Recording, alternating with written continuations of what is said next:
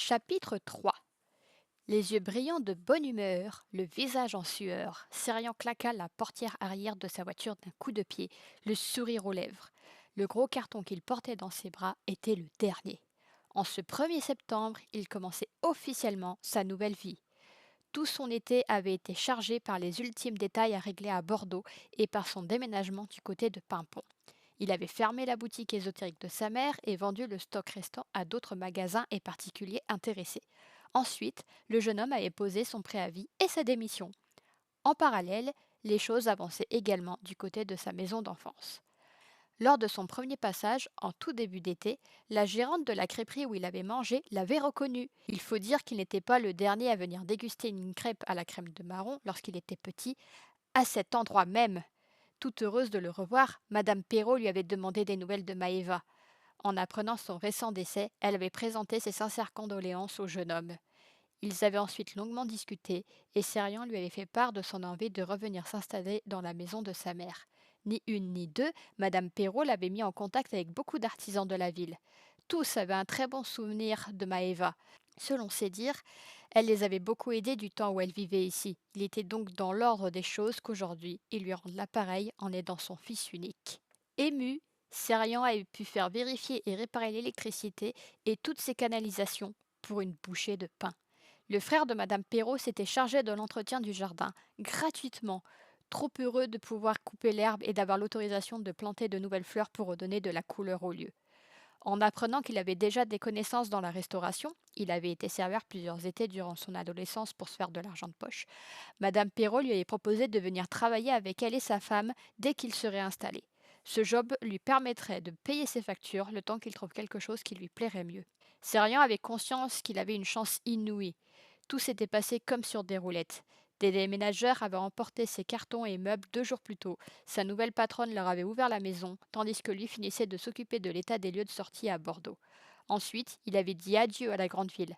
Avec ses dernières affaires dans la voiture, ainsi que Pipin, il était parti pour la Bretagne sans un regret.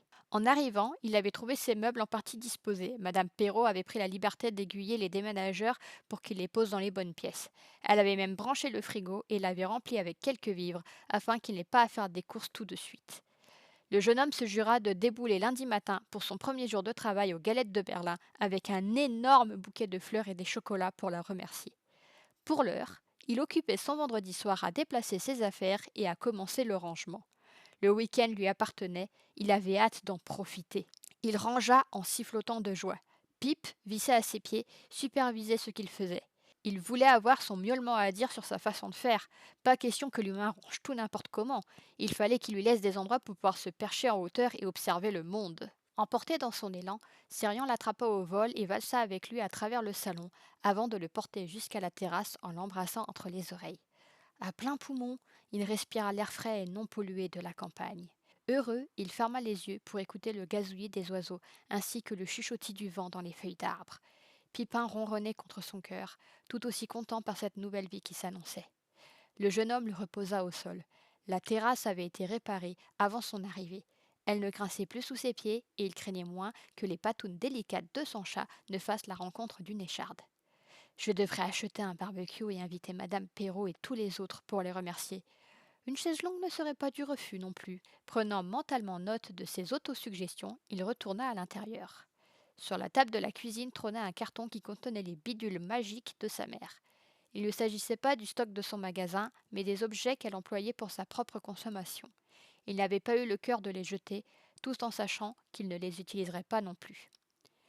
Machinalement, Sérian toucha le pendentif autour de son cou, à travers son t-shirt, comme pour se donner du courage. Il attrapa ensuite le carton, estimant qu'il aurait parfaitement sa place dans le grenier. Il était temps qu'il entre enfin dans cette pièce. Le jeune homme prit une profonde inspiration avant de tourner la poignée. Le grenier était vide, à l'exception de quelques étagères murales, d'un superbe lustre et d'une table en bois noir. Il se pétrifia sur le seuil, les mains crispées autour de son chargement. L'odeur du parfum de sa mère, une subtile fragrance de lavande, flottait dans l'air, comme si elle venait tout juste de quitter les lieux. Les larmes lui montèrent aux yeux. Il recula. Trop tôt. C'était encore trop tôt. Ses bras tremblèrent, il se dépêcha de poser le carton sur le sol pour ne pas le faire tomber, puis s'agenouilla, les jambes coupées par l'émotion. Maman. Certains jours, il allait mieux. Son absence pesait moins sur son cœur.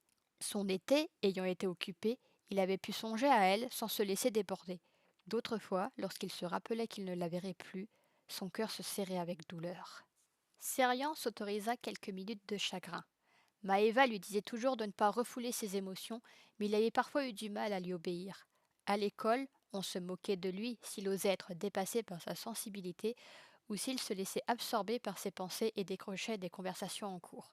Au travail, dans la salle de pause, il avait des difficultés à s'intéresser aux racontars de ses collègues, aussi gentils soient-ils avec lui. Qu'est-ce qu'il en avait à foutre de savoir que la cliente au manteau vert était venue la veille et l'avant-veille, au brin d'un homme différent à chaque fois? Il préférait observer les pigeons roucoulés sur la ligne électrique en imaginant leur conversation. Hey! T'as de belles plumes, tu sais? Qu'est-ce que tu m'as, abruti? Et jolie pigeonne, laisse-moi approcher encore un peu. Pourquoi tu t'éloignes? Grossier personnage, tu m'as prise pour une fille facile? Tu t'es vu avec ton bec de travers? Le lendemain, Monsieur Bec de Travers avait observé avec dépit sa belle se faire courtiser par un fier mâle aux magnifiques plumes lustrées qui avait trébuché sur la gouttière. Sirian avait vite remarqué que son imagination l'entraînait parfois loin et qu'au sein de son travail, il valait mieux ne pas trop imaginer le dialogue entretenu par les deux araignées installées dans le coin sombre du placard à balai. Sans être méchant ou désagréable, certains de ses collègues avaient du mal avec le fait que sa mère tenait une boutique de magie. Alors si en prime le fiston s'amusait à faire parler les animaux, dans l'enfance, il avait appris à conserver une expression neutre pour dissimuler ses pensées, à sourire, à se taire et à faire semblant de porter de l'intérêt aux conversations ennuyeuses. Il s'était même forcé à boire du café au travail juste pour avoir l'air d'un adulte responsable.